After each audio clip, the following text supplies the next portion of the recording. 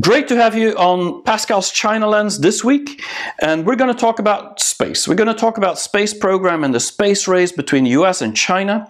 Now, this idea came because last week, Nextworks, the company I'm partner of and work with, they launched a podcast called Radar. And this is a tech podcast to explain everything that's under the radar and that every month people should know. Now, one of the things that I thought would be very interesting as a topic was everything related to space, not about the US, but about China. And so this is what Pascal's China Lens this week is all about.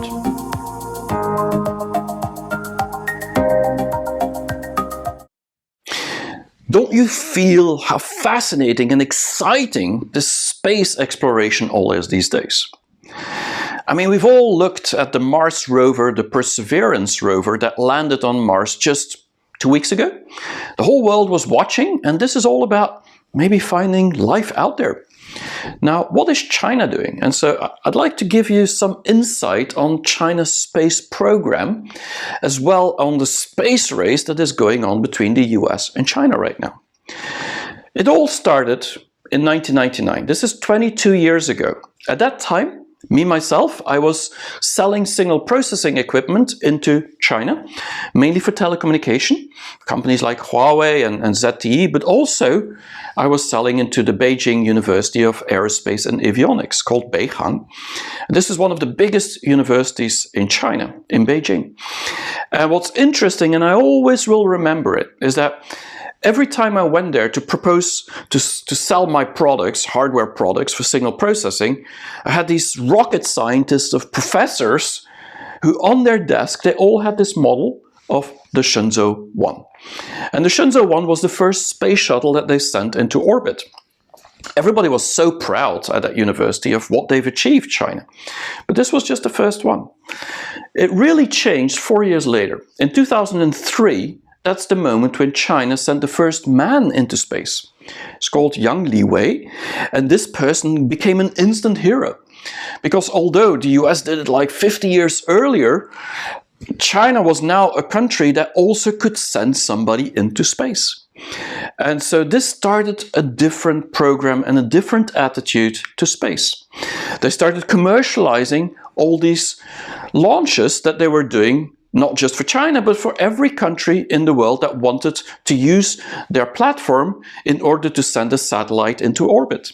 And so they became very, very experienced in sending all these shuttles into space to do all these launches, and they even made some money out of it because it was commercially very interesting. This is where they got their experience, and they got better and better every year. Now, 2011 is the year that everything changed for China when it comes to space. That is the year where the US said that China would not be allowed to dock the International Space Station, ISS. This was a big deal for China because they were all about space is for humanity, we should share this information, we should do things together, we should use this to save the planet. But at that point, US said, nope, we're going to decouple from China. And what that means is that this started the space race. So actually US started the space race with China, not China with the US.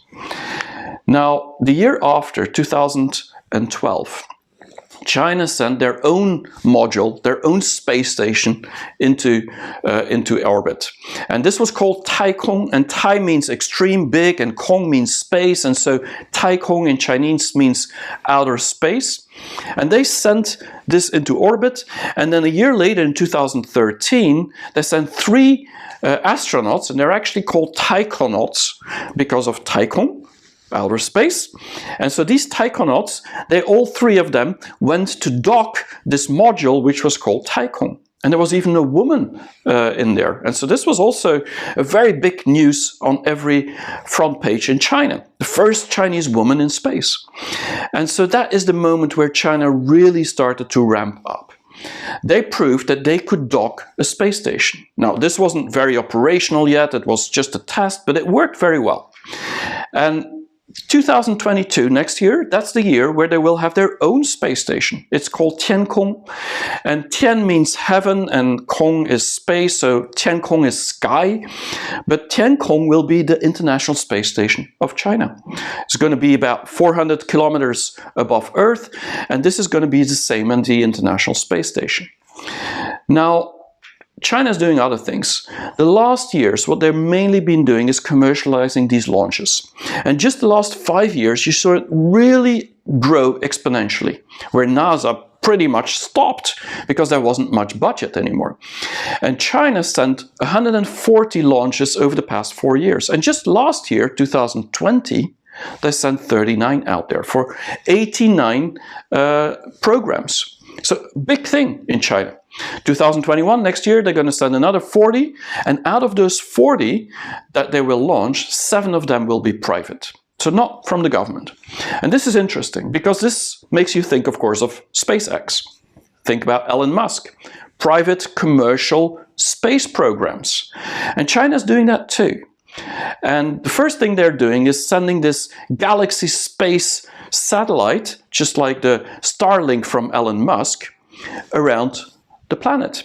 And this will basically be, or mainly be, for 5G broadband communication with China. Very interesting. So they're doing the same thing as the Starlink of Elon Musk. They're also sending commercial flights into orbit. It's a company called iSpace, a Chinese private company with funding, external funding, so not government related. And so you see that China, although they're like 5-6 years behind Musk, they're now trying to catch up as well. And I believe that the space race will really start becoming between the private companies in China and companies like Elon Musk in the US, rather than the government space programs. Very interesting to watch. Now, the reality is that if we just look at the last 5 years, it's clearly that China is outmatching the US when it comes to comparing with NASA. And I'm going to give you some ideas about what China is doing, but it's really, really cool. One of the things is that they landed on the dark side of the moon, the other side of the moon. That means the side you can't see from Earth. And so we don't really know what they're doing. But reality is that they have figured out, China, and so has the rest of the world, that the moon has a lot of hydrogen and oxygen, but also helium and rare earth materials. Of course, we can't call them rare earth because it's on the moon, so it's rare lunar materials maybe. But these are the materials that China is really leading on the Earth, but they might be leading it on the moon as well. And all of these materials that they find could be used for research, but more interesting, it could be used for nuclear fusion.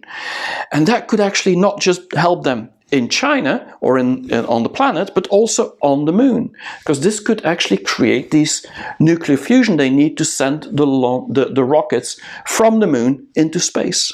And so the moon could become a launch pad for China. Very interesting to see what they're doing. Now, the other thing is this solar farms that they're creating around the planet. This is very, very far out. It's 36,000 kilometers high. But this solar farm is really to catch the light and the rays of the sun, and with solar panels, and then beam that to Earth to actually get energy on the Earth. Very interesting, but this is a concept that started a long, long time ago. In '64, the Americans already found that this was possible, but nobody's ever invested in doing it. China and also Japan now are the only countries that are building this solar farm. It will take until 2050 before it's operational, but if they're able to do that, this could actually save us or solve the global warming problem. The question is, why didn't we start this 30 years ago? But China's doing it, and so it's great to see that happening. The other thing is that they're sending this quantum satellite into space, which means that now communication could be unhackable. So very interesting. If you look at space program, you combine that with quantum, then you're getting at the edge of the future world.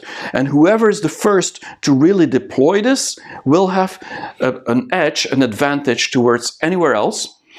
And that could also be used military. So it's important that we watch what China's doing, because we should be going in that same direction as well.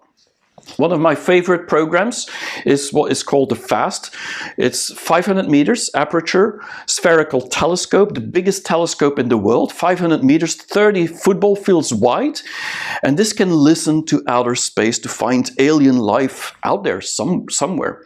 Very, very cool. Now, in 2011, it started being built. It was finished 2016. Now it's completely operational already for 5 years. But what's interesting is that China is now inviting the international scientist community from all over the world to research anything they want in space with this satellite. It's in Guizhou province, a mountainous region. There's radio silence in 5 kilometers range around that satellite dish, the best in the world. You probably remember the other one in Puerto Rico from the movie GoldenEye from James Bond. That one collapsed in December 2020.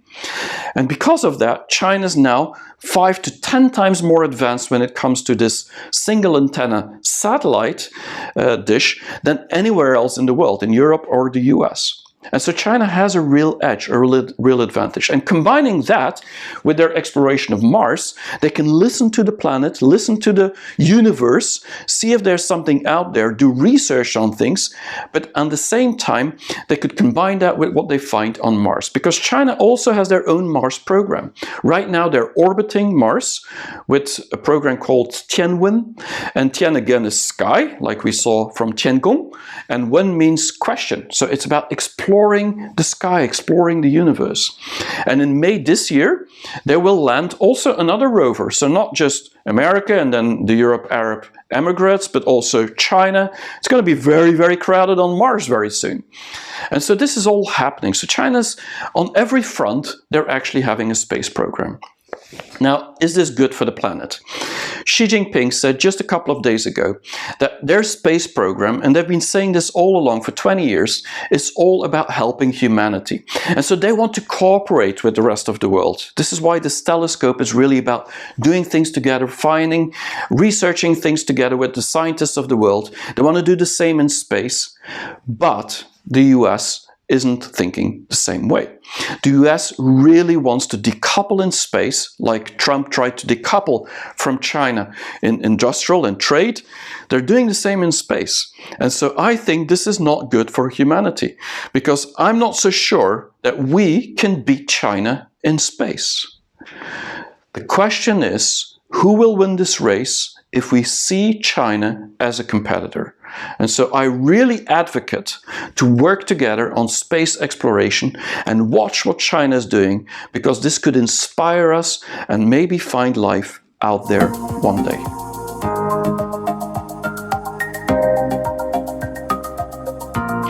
Now, the next 12 months are going to be extremely exciting to watch when it comes to space exploration from China.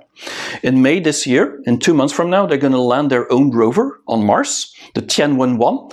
And then next year, they're going to have this International Space Station, the Tiancong. So Tianwen, Tiancong, I mean, it's all Tian, but the reality is that this is going to change the leadership that the US has always had when it comes to space exploration and maybe the space race. They have a serious contender, which is China today. So I hope you liked it, and see you next week, definitely for another episode of Pascal's China Lens.